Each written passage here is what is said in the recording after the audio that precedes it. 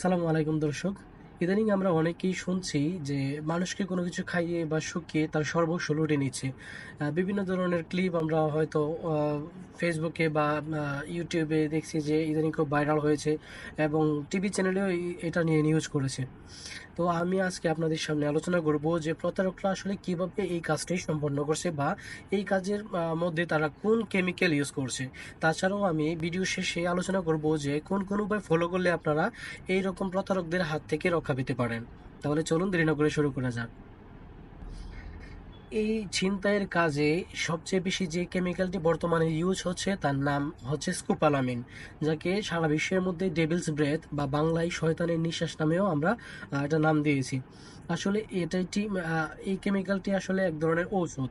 এই ঔষধ নর্মালি মানুষের চেতনানাশক, ঘুমের উদ্রেককারী অথবা মানুষের যে মাংসপেশির সমস্যা এগুলোতে ইউজ করা হয়। কিন্তু বর্তমানে দেখা যাচ্ছে যে বিভিন্ন প্রতারকরা কিন্তু এটা ব্যবহার করে মানুষের সর্বস্ব লুটে নিচ্ছে। তাহলে আজকে আমি আলোচনা করব যে এটি আসলে কিভাবে কাজ করে এবং প্রতারকরা কিভাবে আপনাদেরকে ফাঁদে ফেলে।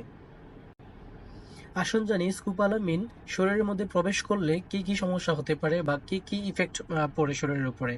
স্কোপোলামিন যখন আপনি শরীরের মধ্যে নিবেন, তখন প্রথম কাজ হচ্ছে স্কোপোলামিন আপনার যে মস্তিষ্কের কর্মক্ষমতা কমিয়ে দিবে। এটি আপনাকে একটি অবচেতন অবস্থায় নিয়ে যাবে। আপনার যে স্মৃতিশক্তি সেটিও কিন্তু আপনি হারাতে থাকবেন। তার মানে আপনার সাথে যা যা ঘটবে আপনি তার কিছুই মনে রাখতে পারবেন না।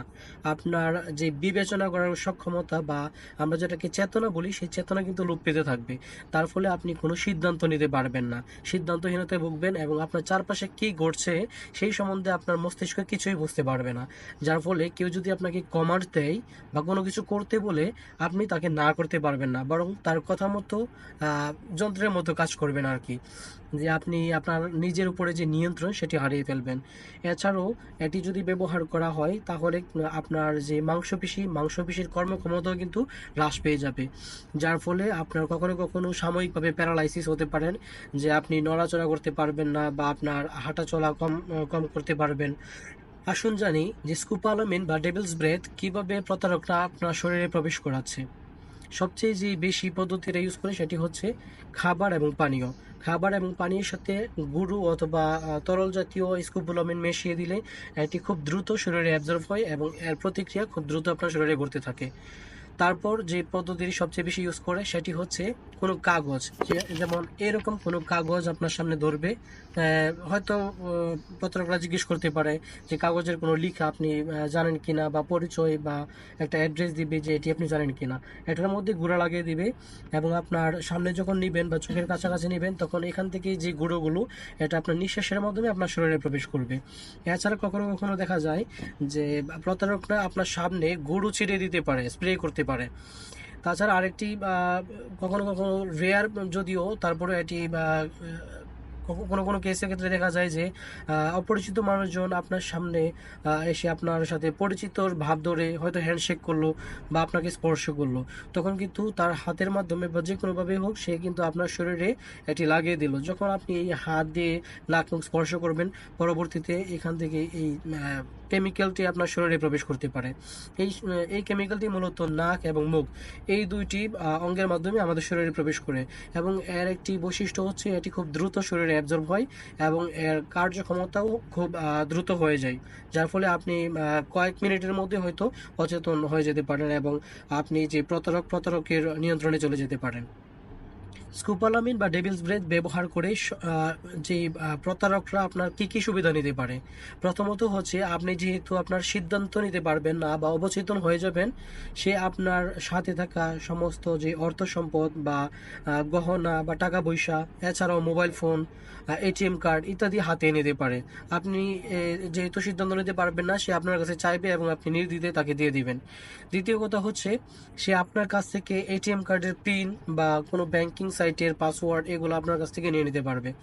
আরেকটি আরেকটি জিনিস হয় যে যখন মানুষ অবচেতন হয়ে যায় তখন কিন্তু প্রতারকরা এই মানুষকে অপহরণ করতে পারে এবং অপহরণের পর হয়তো অন্য কোনো যেই অপরাধমূলক কর্মকাণ্ড সেগুলো করতে পারে।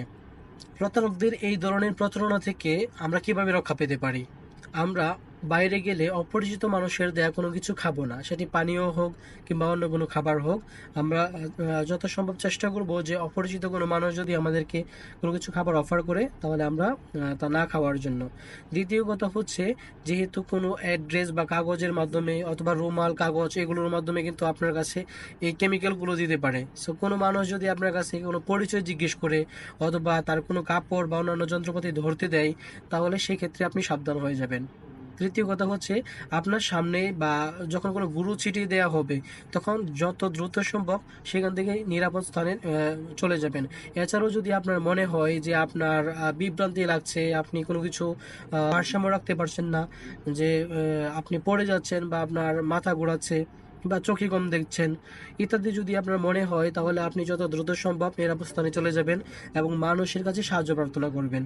এবং যদি সবচেয়ে ভালো হয় যে যদি আশেপাশে কোনো পুলিশ অথবা নিরাপত্তা কর্মী থাকে, তাদের কাছ থেকে সাহায্য প্রার্থনা করা। এই সমস্ত উপায় ফলো করলে প্রতারকরা ইদানিং যে স্কোপ অ্যালাইনমেন্ট বা ডেভিলস ব্রেথ ইউজ করে প্রতারণা করছে, সেখান থেকে কিন্তু আপনি রক্ষা পেতে পারবেন। এখন আমাদেরকে এই মুহূর্তে সবচেয়ে বেশি এটা নিয়ে জানা দরকার, কারণ আমরা ইদানিং অনেকেই ঈদের শপিংয়ের জন্য বাইরে যাচ্ছি। হয়তো আমাদের কাছে তখন গুরুত্বপূর্ণ সম্পদ থাকতে পারে বা টাকা পয়সা থাকতে পারে। হ্যাঁ, তাহলে এই জন্য কি করব আমরা, যথাসম্ভব এই নিয়মগুলো ফলো করব এবং আমাদের চারপাশ সম্বন্ধে সর্বদা সতর্ক থাকব। কাউকে কিন্তু এখন বিশ্বাস করা যাচ্ছে না। সো এইভাবে এই সমস্ত নিয়ম ফলো করলে আপনারা প্রতারণা থেকে রক্ষা পেতে পারেন।